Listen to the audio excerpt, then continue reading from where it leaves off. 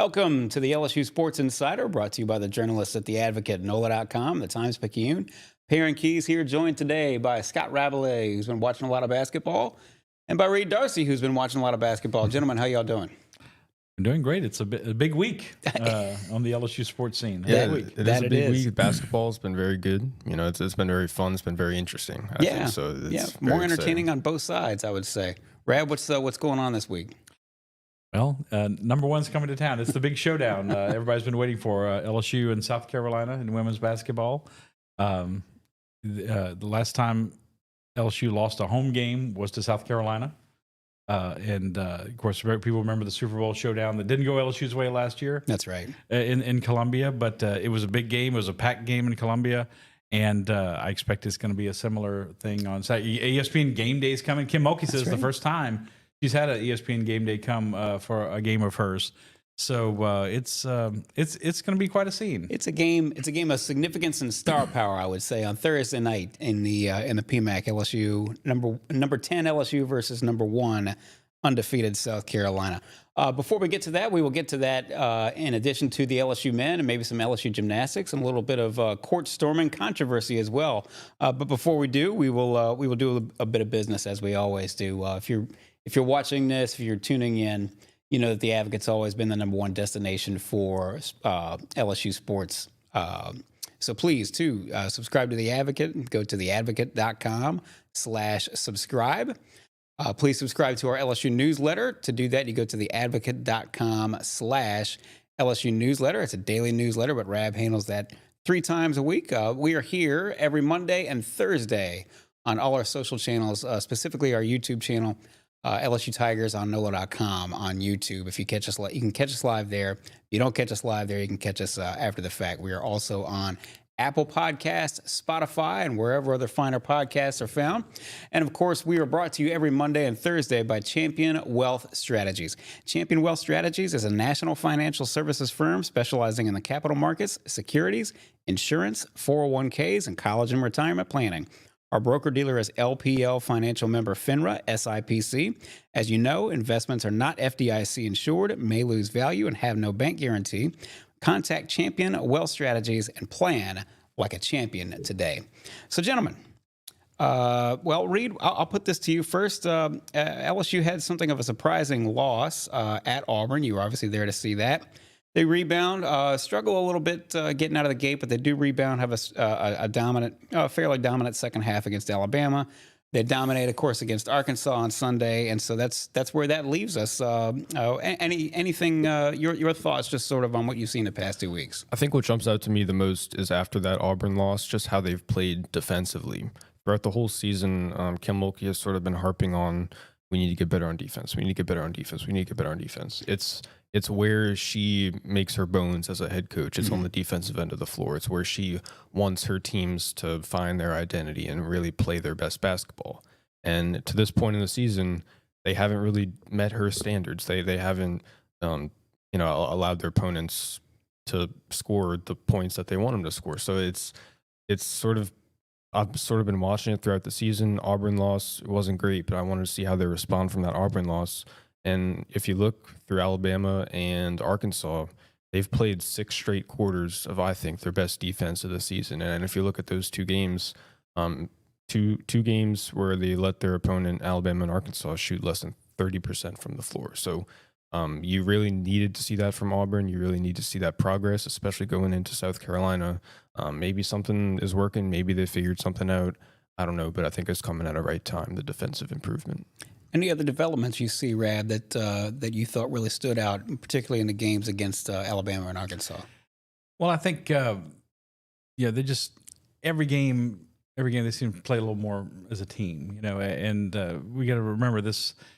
There's some returning pieces last year, but only 2 returning starters in Flau'jae Johnson and Angel Reese. Hailey Van Lith's a new starter, Nisa Morrow's a new starter, and Mikaylah Williams, of course. And they've had to adjust to losing Samaya Smith, who they lost in, was it December when they were in the Caymans? Yes. When they lost to a season-ending knee injury. She was starting. Morrow was coming off the bench at the time. So they've had to adjust, and it happens every year, of course, in college sports. Every team is different, but they seem to be getting a little better, finding their chemistry a little more. And then you have Hailey Van Lith was hurt for a few games, and Angel Reese was out for 4 games, and that's fewer games. LSU's 17-2 now, but they haven't played all 19 of those games together. So I see a little more of that, and the defense coming along, and I think it's a you hear this a lot about this LSU team that they're not the. Then they're going to be a better team as the season goes along, and we'll really see who they are going into postseason, which is, of course, the most important thing. And while this is a very important game Thursday, it's not the be-all, end-all of their season, because we know, as I said, they went and got hammered last year at South Carolina, and they went on to win the national championship. So they continue to be a work in progress. While South Carolina seems a little more polished at this point, maybe they have the better team, but LSU's, I think, probably got as good a starting 5 as you could hope to have. So it's I think they're growing bit by bit, and of course these tough SEC games will help them continue to grow as they go towards the postseason. You mentioned the starting 5 as good as any starting 5 in the nation, and that was evidenced, I think, on Sunday. Mikaylah Williams, freshman, on her way very clearly to freshman All-American status, I would say. 21 points. Hailey Van Lith, she went off a good bit, 20 points, 6 assists. Reed, anything stand out to you aside from those 2 performances? Well, what stuck out to me was how they played through their guards. Kim Mulkey, every game they like to play through the post. They work on feeding the ball inside first, and then if Anissa or Angel can't get a good look inside, then they sort of bounce it out to the perimeter. But what they really did against Arkansas was they really moved the ball well around the perimeter, and they found these sort of pockets of open space along the 3-point line in the mid-range. And I think Mikaylah and Hailey really took advantage of that. I thought it was the best game that Hailey played in an LSU uniform so far. She had 5 or 6 assists, I believe, only 1 turnover. That's really good. She also had a couple blocks, which was interesting. But she was really decisive. She really, decisive in her passing, decisive in her shooting, decisive in her decisions. When to drive, when to shoot. So I think that's what I really have been looking to see from Hailey this whole season. I just be decisive. Make quick decisions. If you're gonna feed the post quickly. If you're gonna shoot, just shoot. If you're gonna attack the rim, do it quickly, do it decisively. So I think that's, she might have had a breakthrough that game. We don't know. We'll find out. But what really stuck out to me is how well the guards played, because if they can complement Angel and Anissa inside, then you've got the makings of a really scary team who can beat you really from anywhere on the floor. They really can be, because I don't know if there's any other team in the country who could say you could get 20 plus points from any of the 5 starters. Right. Now, it's a very black and white kind of team, though. You have these great starters, and they haven't been getting much off the bench. It has been well documented. They did a little more yesterday. I think Kim very intentionally. Of course, she had a big lead and was able to do that. But she very intentionally tried to get more play on the bench, and we see I think a little improvement each time from Aaliyah Del Rosario, and they got Janae Kent in the game, which yesterday, which I think is important. It'd be nice by March if she can be playing some meaningful minutes along with last year Poa at the guard spot. So that's improving, but it all comes down to those 5 starters, and they all can go off. And are they still number 1 in the country in scoring? Yes. Yes. Okay. So that's not surprising. But it's been a little bit like LSU football to date with this women's basketball team. How so? Great offense, and the defense has not been quite as good. Not abjectly bad like the LSU football defense was this year, but not up to the standard, as Reed mentioned, that Kim Mulkey would like to see, or to the standard of their offense. And that's getting a little better because South Carolina brings both. They can score. That's right. Both teams scored 99 points yesterday in SEC play. And South Carolina has got a tremendous, they're playing tremendous defense. What did you tell me that stat was? What's their average margin of victory? Let me pull it out right here. 5 SEC games, average margin of victory, 36.6 points. Wow. South Carolina. And LSU leads the nation, or is tied for the lead in the nation with the most 30-point wins with 11 with Texas, and South Carolina's right behind with 10. So kind of similar in a lot of ways. Like I said, home court advantage for LSU, maybe the best starting 5, but maybe South Carolina's got the better team overall. It's quite the interesting matchup. Well, let's get into that, because there were two numbers that I pulled out that I thought were particularly interesting. There's many of them that are pretty interesting. You came up with a good one right there. I did not know that the margin of victory for South Carolina was that distinct in SEC play. South Carolina You guys mentioned this. LSU's got the best offense in the nation, whether they're working inside or outside. 91.3 points per game, leads the nation. South Carolina's in the top 5. South Carolina is also they lead the conference by a considerable margin in opponents' field goal percentage. They've held opponents to 29.3% shooting, which is incredible. You say, well, you beef up on some of these non-conference teams. No, they're 5 games into conference play now, and as you said, kicking a certain body part and taking names. Mm-hmm. What does LSU do in this game? What do they have to do? I think if you look at South Carolina, they play a similar style as LSU. Their real anchor is Mikaylah Cardoso. She's 6'7". She's super long. She's super strong. She's super skilled, and she's really nimble as well. Mm-hmm. She's she doesn't play like she's 6'7", so she's their anchor on both offense and defense. And South Carolina, they don't shoot a lot of threes. They make them at a high percentage. They don't shoot a lot of them. They really, just like LSU, they like to attack the paint. They like to do it on the inside. So what I'll be looking to see mostly is how does LSU defend Cardoso? Because we know that Angel Reese is going to have to do it. I think before the season, it probably would have fallen on Samaya Smith. Mm-hmm. Last year, it would have fallen on LaDacia Williams, who was rock solid in that role. How will Angel Reese defend her? How will she look in that role? Because if you ask me, I think that's not really her game. Like, mm-hmm. She's not really that anchor of a defense. She's not really the center who can match up size for size with the tallest, strongest players in the country. So I'll be looking to see how LSU defends her. Kim Mulkey and Bob Starkey are going to come up with a good game plan. But Cardoso, she's legit, man. She's a problem. So I'm looking to see how they defend her, and then that'll be the first thing I look for. And her defending Reese, and so Reese has got like you said, she's at a height disadvantage. She's got to outquick them, and she's got that move where she'll back you down a little plus, and she'll just spin to the basket, and it's hard to react, and especially mm-hmm. for a big player like Cardoso, who I'm sure doesn't have the same reaction time that Reese does. That's going to be difficult. So if LSU's got to be on, they got to be on their game like they appeared to be yesterday. If they are, they can win. But South Carolina presents some formidable challenges. More so, I think we all expected them to take a little bit of a step back this year. And I don't know if they're at this point last year, people were thinking they're an all-time great team, and of course they ended up losing in the national semifinals to Iowa. But you can't say that. But I don't think people would say this is an all-time great team. But they've won every game, and they're number 1 in the country again. So you have to give them their respect. It felt to me like watching them in non-conference play, particularly, felt to me like and feels to me like they're on a mission. South Carolina's on a mission. Don't you think? I mean, I don't want to speak for you guys, but it feels like. Okay, we blew it last year. Yep. We're not going to make this mistake again. It's all business. With the way it ended in the Final Four, I think so for sure. And the way they sent off that senior class, that senior class won a ton of games for them. So I think the way they sent them off, maybe there's more of a chip on their shoulder for Dawn Staley and that coaching staff to really get the best out of this group. It's just. I think it's super impressive what they've done with this group. Cardoso's the centerpiece, and she's the best player, but. They don't have that 1 or 2, high level scorers, that 1 or 2 high level players who can, take over your offense. They go about 10 deep, which is, a lot different from what LSU does right now. And they have, I believe I wrote it down. I feel like Tony Kornheiser here pulling out the legal pad. You look a little like young Tony Kornheiser with the beard. They, five in double figures, 5 players average double figures. So they're super balanced. They're super deep.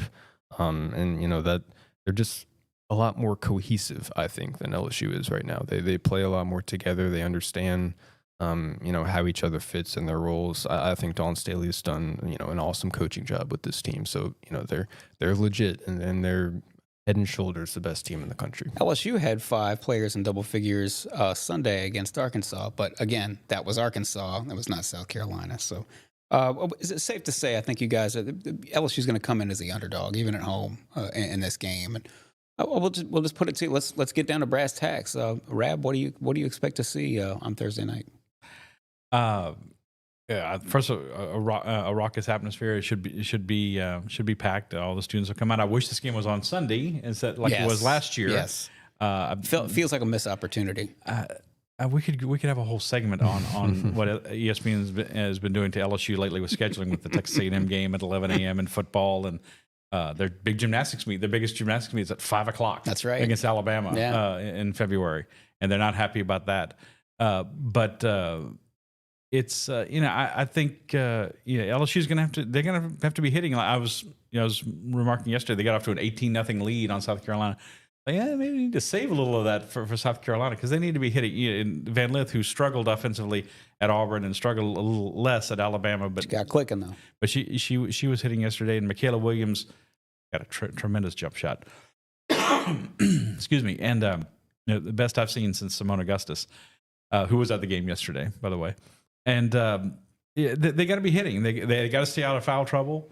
But I expect to see LSU try to. I don't think you're going to beat South Carolina at a defensive game. I don't think LSU wants this game to be in the 60s. I think they would like to get out and score some points and outscore them. Of course, that means that you might not. I mean, right. your defense, their defense might get you. But they've overcome a lot of good defenses already this year to score, and we'll see if they can do it again on their home court. You got to think they have a good shot at that. One other thing before we turn our attention to the men, I just read the Neighbors, the Arkansas coach. I thought he had a great quote about Mikaylah Williams, about how he would just as soon she figure out a way to go pro after her freshman year. Just tell us a little bit about, for those who may just now be tuning into basketball, they've been in football mode all this time. Just give us a Reader's Digest on just how good Mikaylah Williams has been and could be. Mikaylah Williams is phenomenal. I think Rab can more speak to historically context of has LSU ever had a player like this, especially from Louisiana. Simone Augustus comes to mind, but I think we need to start thinking about her the way we think about Simone Augustus and Sylvia Fowles. The way they contributed to the program, and she's unbelievable. I mean, Mike Neighbors, the Arkansas coach, said yesterday he hasn't seen anybody since Maya Moore who can get to her spots as well as Mikaylah can. And I thought that was high praise. Yeah, yes. Super high praise. And I thought that was a really good comparison because she can just get to her spots effortlessly, efficiently, and she's got the smoothest, cleanest jumper. One of the smoothest, cleanest jumpers I've ever seen. And she's just so confident. I remember just watching that Colorado game. I didn't really know what to expect from her. Didn't really know how she would look in her first game of her collegiate career, and she was the most confident, comfortable player on the floor in that game for LSU. And I'm like, oh, okay, so this is what we got going here. So she's capable, even as a freshman. She's capable of carrying the offense in certain stretches, and they're going to need her on Thursday because Angel's going to have to be tussling with Cardoso down low. And she's really on defensively. There are things that could improve, but she's long. We were talking about this yesterday during the game as well. She's got the length that she gets in the passing lanes a lot and is able to knock passes away and make steals and stuff. A very good presence defensively that a lot of freshmen don't have as well. She's the best. Certainly Simone Augustus is a comp because Simone was from here in Baton Rouge, Louisiana player, and she's the best since then. Certainly, that was going to be my question to you. Simone had that the killer mid range jumper. Didn't shoot many threes though. No, she didn't. But that mid range jumper was deadly. 10 to 15 feet. It was just she filled it up. It was almost a guarantee. I'm stumbling over my words today, and I don't know why, but it's Monday. It is Monday. I'm struggling, but no, is Mikaylah's jumper is that the best? Is it the best you've seen at LSU since Simone? Oh yeah. I know we're talking about this is high praise here. I know we're talking about that's a future company, Hall of Famer. Yeah, but I mean that's sort of to the point though. That's who we're talking about when we talk about Mikaylah Williams, is it not? Oh yeah, I mean I think the best since then. The late Danielle Ballard was a very good, a very, very smooth offensive player who could take over a game in similar fashion, but not as physical. Neither, and not to criticize Simone, of course, because she's an all-time great, but I don't think she was ever as physical a player. Mikaylah's got some size to her as well. I mean, she's as tall as Anissa Morrow is, and she just plays on the wing, and Anissa comes out to shoot from outside sometimes, but she's mostly playing down low. But yeah, it's she's the whole package, man, and just a freshman. I mean, she's only going to get better. This will be when if Angel Reese leaves after this year, or or she stays another year. Eventually, this will be Mikaylah Williams' team, Right. And I think she's already shown she'll be very much up to the task. She's a really good rebounder, and she has shown the capabilities of being like that primary ball handler. Mm-hmm. She's got point guard capabilities. Some of the passes she's made, just in spurts and flashes, like, oh my God, so impressive. So I think she, maybe as soon as next year, she's going to be that lead initiator, that lead ball handler, the engine of the offense. So it's going to super exciting to see how her career plays out. This is the LSU Sports Insider, brought to you by the journalists at The Advocate, NOLA.com, the Times-Picayune. You know where to find all our writers' great work. That's at theadvocate.com. So please subscribe. Go to theadvocate.com/subscribe and stay up to date with everything with our newsletter, with LSU men going on, women. Softball's coming up, baseball's coming up, gymnastics is underway, and of course we're going to have some more LSU football recruiting and spring football coming up, probably some additions and defections to come still. So stay up to date with our newsletter. To do that, you go to theadvocate.com/LSU newsletter. It's a daily newsletter, but Rab handles that 3 days a week. So please support your local journalists. Also, we are here every Monday and Thursday on all our social channels, specifically our YouTube channel, LSU Tigers on NOLA.com. Subscribe there. You can catch us there live every Monday and Thursday. If you don't catch us live, you can catch us there after the fact. You can also catch us on Apple Podcasts, Spotify, wherever other finer podcasts are found. And as always, we are brought to you every Monday and Thursday by Champion Wealth Strategies. To learn more, please go to championwealthstrategies.com and plan like a champion today. So speaking of champions, we don't know if we don't think that LSU is going to be running down a championship in men's basketball, but this, I would say, Rab, I don't want to take it too far, but they're 3-2 in conference. 11-7 overall. 3-2 on conference, frankly, is a whole, and started off 3-1. That's a whole lot better than I thought they would have done after 5 games. Sure. Just sort of your take on that. It is, and going back to early in the season when they lost to Nicholls State, you're like, "Oh, it's going to be another long year." It's going to be a long year. And then they've had some ups, they've had some downs, but generally they look like more like a team. They've got more pieces. You've got Baker inside, who's really tall. They've got Reed, who's also they get 7-footer and a 6'10" player. They're not future NBA All-Stars, but you have some size inside. And of course, Jalen Cook's made a huge difference, and Jordan Wright's played well. He took over the game 2 games ago when they won against Ole Miss. All that said, it feels like they really missed an opportunity against Texas A&M on Saturday. Yeah. I mean, they went to A&M and played well, and A&M, it was just, it's like you see a lot in basketball. Hey, a team goes over there and they do one thing, and the other team does the same thing to them coming back. And Texas A&M was, I believe, picked preseason number 2 in the SEC. That's correct. So there were pretty high expectations of them as well, and they've got Taylor is a good player, and he played well Saturday, but it was a game for the taking. Bradford, nice to see a McKinley guy come in and there you go and do a nice job. It was 67 all with 3.5 minutes left. And LSU's only scored 2 more points. That's right. You gotta finish. That's and right. That's where this team is still coming up short, I think. But you see, look, I know when it comes to LSU men's basketball, it's such an interesting dynamic. So many people still are holding. Have a candle in the window for Will Wade. Maybe he'll return one day. Come back to the 5 and dime, yeah. Will Wade. But he's not coming. No, he's not. Matt McMahon, as I've probably said on this podcast before, I know I've written it. If LSU didn't hire him 2 years ago from Murray State, another Power 5 program was going to hire him. Schools like Missouri and Georgia were also looking for coaches, and he might have wound up there. He's a well-respected coach. Is he the most dynamic? Is he Kim Mulkey? In terms of his dynamic personality or anything like that? No, I did see him get upset a couple of times with some calls. He actually did this a couple of times Saturday. That was good. You kind of want to see him have a Gene Hackman moment, like in Hoosiers sometimes. Gets himself thrown out like Kim did earlier this year. Yes, exactly.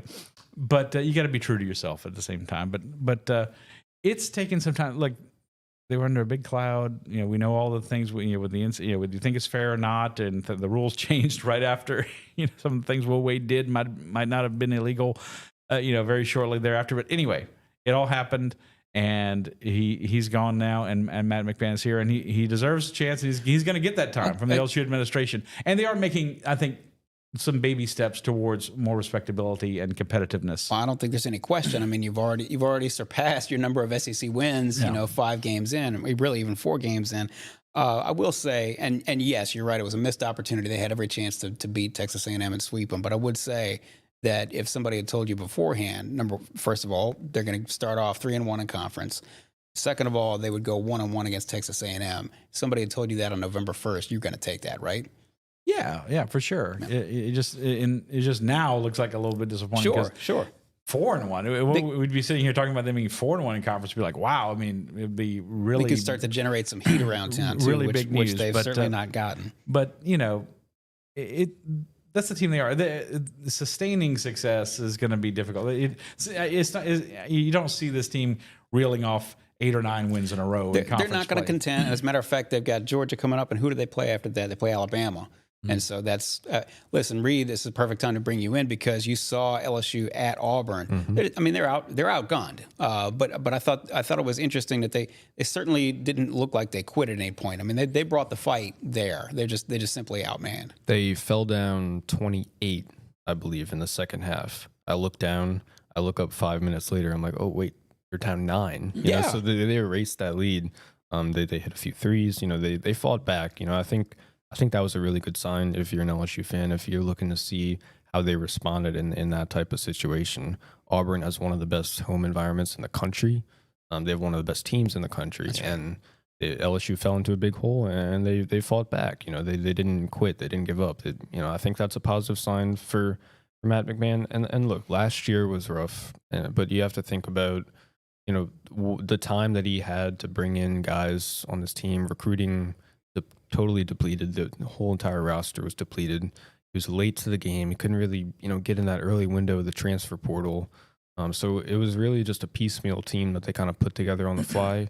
Now he's had a full off season to attack the transfer portal, get a couple of recruits in. So it shouldn't be surprising that it looks better, but you should say, okay, this is a good thing. They're moving in the right direction. It's not going to happen overnight based on what the state of the program was when Will Wade was fired. You mentioned the transfer portal and Jalen Cook. Speaking of coming back in from Tulane, him becoming eligible. Rab, you touched on this just a moment ago, but him becoming eligible and sort of the emergence of Jordan Wright. Those two are, you know, those are your 2 leading scorers, and they've done. I don't want to speak for you, but I would say they've made more of an impact than I thought they might have going into this season. Don't you think? Oh, well, definitely. Wright, both counts, Wright for sure, and Cook because it seemed pretty pessimistic, like he'd be allowed to be eligible. Sure, he will be allowed to complete the transfer back to LSU from Tulane until that case somewhere else where the player got in, and now everybody's in on the second transfer who wanted it. But I mean they've delivered, and I think Wright is probably maybe the biggest surprise. Cook is like. Yeah, okay. You expect that he's going to, give him some scoring and be a stabilizing force, running the point and everything.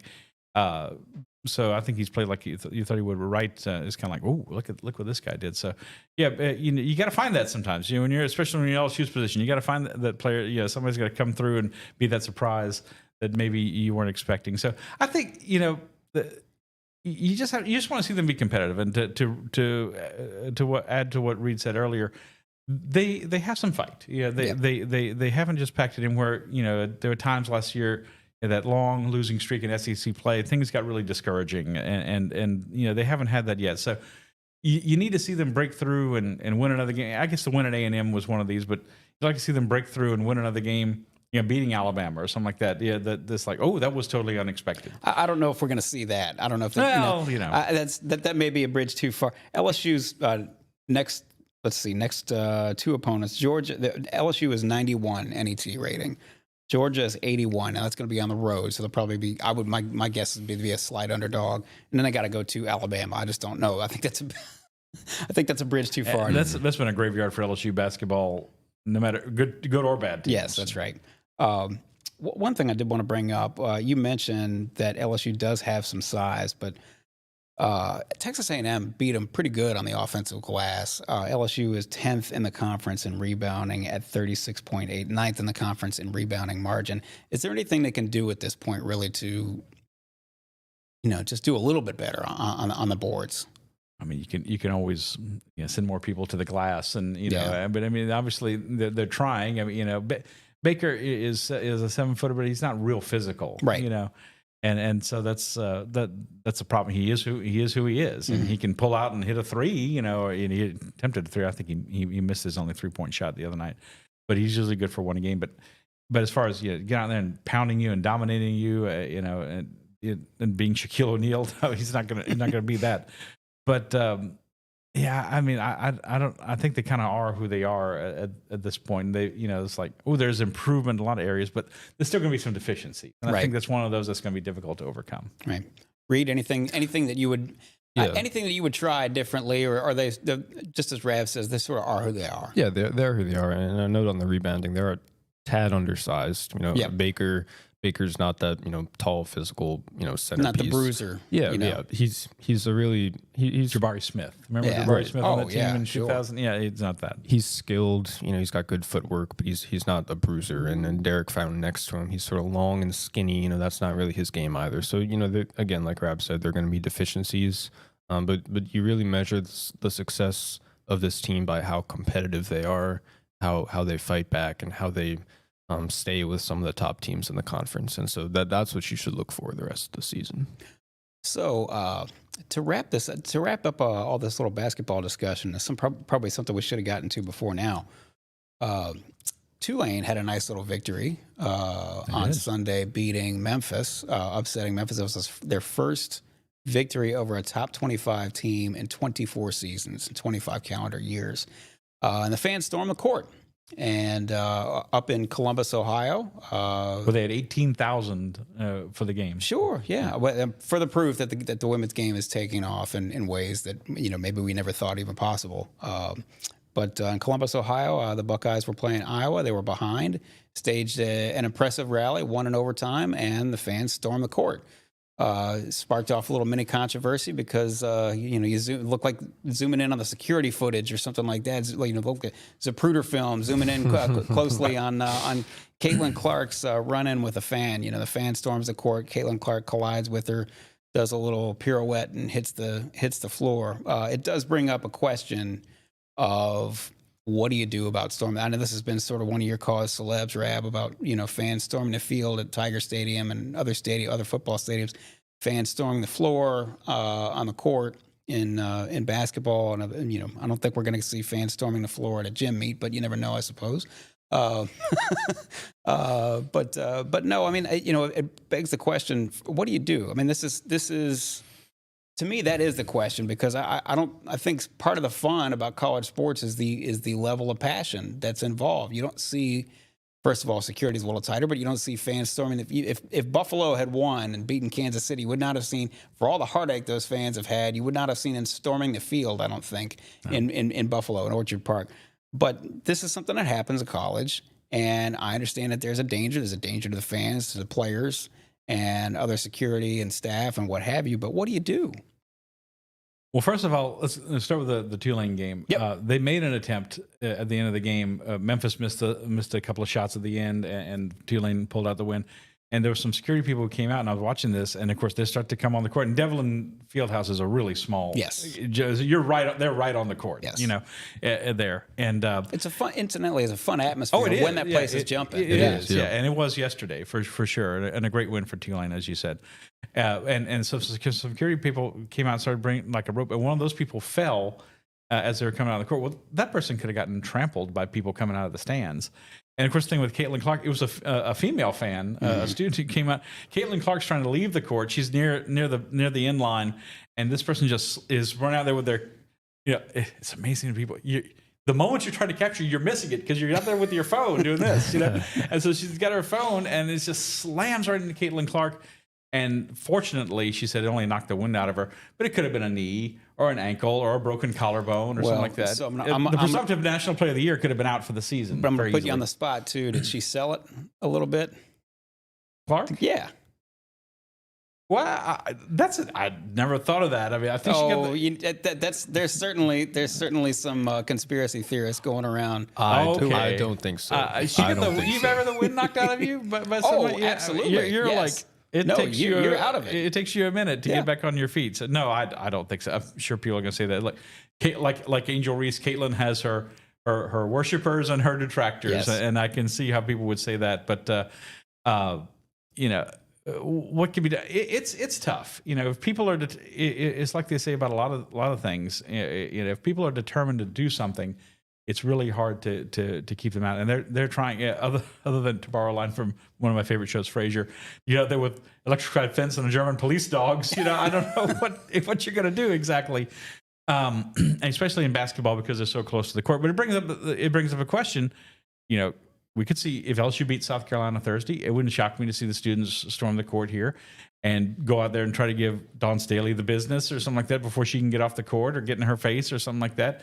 She's not the most popular person in Baton Rouge, Louisiana. Right. And, it's, I think my whole thing is you should act like you beat it. LSU football fans should never storm the field against anybody. Now you sound like get off my lawn guy, right? Because I do listen, and it messes up the lawn. It messes up the turf. That's fair. Literally. Are you the turf management guy? What do you care, huh? But no, in all seriousness, though, I do think listen, when LSU fans rushed the field last year at Tiger Stadium after LSU defeated Alabama, that's sort of a once in a lifetime. And it's, to your point, it should be kind of a once in a lifetime moment. It should not be, you don't rush the field just because, if you're the number 3 team in the nation, you beat the number 11 team in the nation. It was a great game. So, hey, let's rush the field. I get that. But by the same token. They rushed the field against Ole Miss earlier in the year, too, and they were like number 7. They were undefeated at the time. Did they rush the field, really? Yeah. It was a very weak storming of the field. It wasn't like the Alabama game. It was like, we hate you and we're coming. It was, That's right. But I do think, and Reed, I don't want to put you on the spot just because you're the youngest among us, but I don't know. I think that's part of the, I don't want to be a get off my lawn guy and say, hey, nobody's allowed to have fun. No, I think it's okay to be the storming the court, storming the field police. I think it's a good conversation to have. The Alabama one, obviously, that's cool. Mm-hmm. Huge game, huge win. The way it ended, I mean, that's perfect. I was in the student section for that game. I almost got to the field, but it's a memory I'll have forever from that game. But if you think should LSU, should the students storm the court if they beat South Carolina this week? I tend to think if you're an LSU fan, you think of yourself as a peer with South Carolina. Yeah, you're the defending national champion. So right. I don't know, kind of a lame move to storm the court. And I know it would be technically an upset, but they're your peer. Right.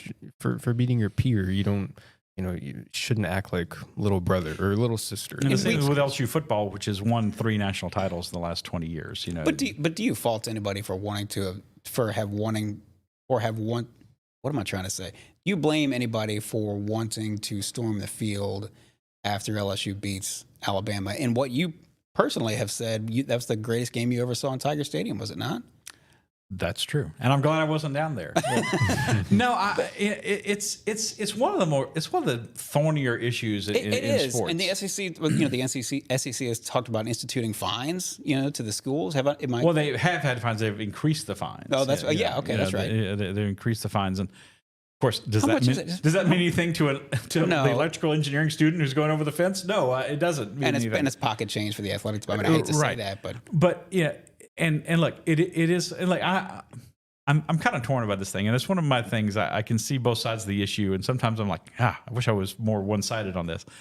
It is something it was kind of amazing, and the LSU football team, even a lot of the players even came back on the field for a little bit afterwards. You remember that?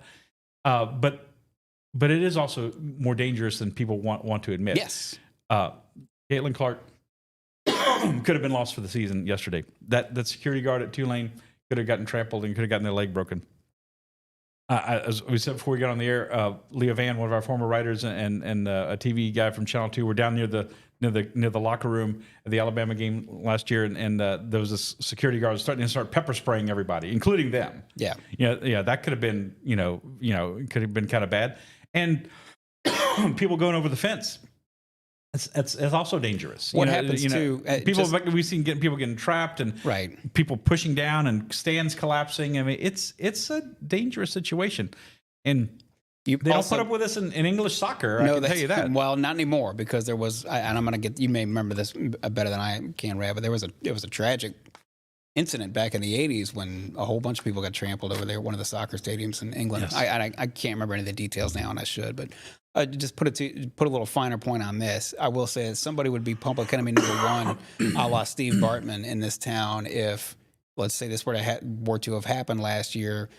They rush the field and all the commotion. Jaden Daniels' knee gets, I wasn't wishing for this. It was, some right. important player suffers a knee injury, and now everybody's out for blood. They want to go find the person who ran into this guy because, potentially submarined LSU season. It's an interesting, we're not going to come to any conclusions here, obviously, because this has been an issue that's gone on and will continue to go on, because there are no clean solutions to everything. There's not. No, that's part of the issue. It is an interesting issue to bring up, though. One last thing before we get out of here. I was thinking about this on the drive in here today. It's been almost 3 weeks now since Nick Saban, decided to hang him up, but we haven't had Reed Darcey in here to discuss this. And I just wanted Reed's perspective. I'm sorry to put you on the spot again, Reed, but I just wanted your perspective on this. What is it for somebody who's been watching college football all your life, but it's a matter of fact that Nick Saban was the coach at Alabama for longer than half of your life? I mean, I'm going to guess, I don't want to put words in your mouth, I'm going to guess you barely remember a time where Nick Saban wasn't the coach at Alabama. I don't remember a time where Nick Saban wasn't. I mean, how does, just sort of your thoughts on the whole thing and how different this world is that we're going to be entering into here in the SEC in 2024. It's going to be really weird. I think I'm super excited for next season, but we might be getting too much change happening at too quickly at all at once. I mean, obviously Saban, it's gonna be a weird sight to see anybody other than him, on those sidelines next year. I think Kalen DeBoer, I think he's a great coach. I think it was probably the best hire they could have made. But I don't know what the standard is for him. What does success mean for him? And how do you fill Saban's shoes? I don't. It's tough. Like I wouldn't want to be him right now. I mean, you can win in Alabama and they'll give you all the resources to win. But even if you do win, will it be good enough to justify? To satisfy a fan base that's used to winning national championships. Absolutely. Now. So it's going to be super weird. It's going to be hard to believe. It's going to be surreal to see anybody other than Saban on the sideline. We are entering a surreal territory, and certainly very, very new territory here as we go down the road. Just starting next year in the SEC 2024, the entire college football landscape is going to look a lot different. Nick Saban's gone, Texas and OU coming in, and obviously a 12-team field. So we've got plenty to look forward to. We got plenty to look forward to this week, as you guys both just said.